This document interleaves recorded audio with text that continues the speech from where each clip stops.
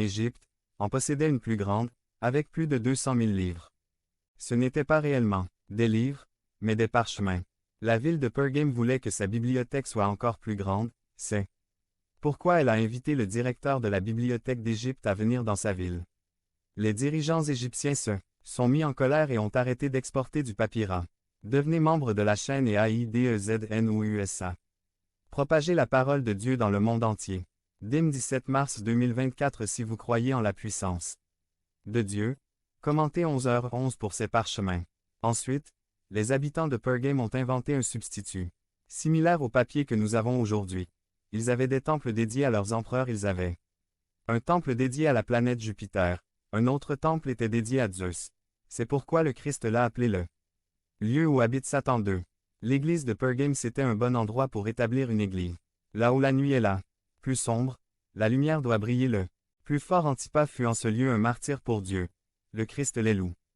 Parce qu'ils n'ont pas renié la foi. Mais après avoir fini de les féliciter pour cet attribut, le Christ commence à leur donner une liste de plaintes. Ils permettent à un groupe de croire la doctrine de Balaam. Balaam était coupable d'avoir amené le peuple de Dieu à accepter une tromperie de la part de Balak, et ils ont donc mangé des choses sacrifiées aux idoles et se sont livrés à la fornication. Fornication égale pornoïo grec se comporter comme une prostituée, se livrer à des relations sexuelles illicites, se livrer à l'idolâtrie. Il est intéressant de noter que la pornographie, le sexe illicite et l'idolâtrie proviennent de la même racine.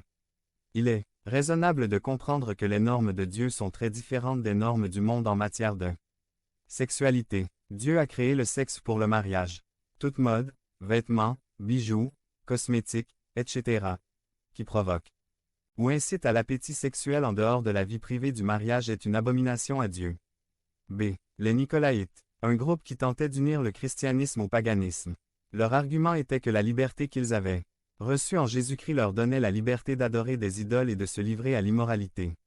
Romains 6, 15 et alors, devons-nous pécher, parce que nous ne sommes pas sous la loi, mais sous la grâce?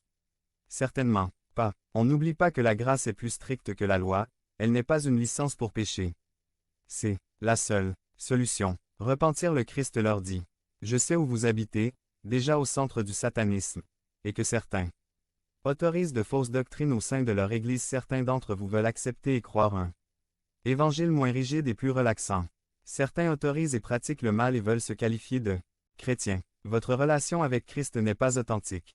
Se repentir. Devenez membre de la chaîne et AIDEZNOUS à propager la parole de Dieu dans le monde entier. Dimanche 17 mars 2024 par Léa. Dieu en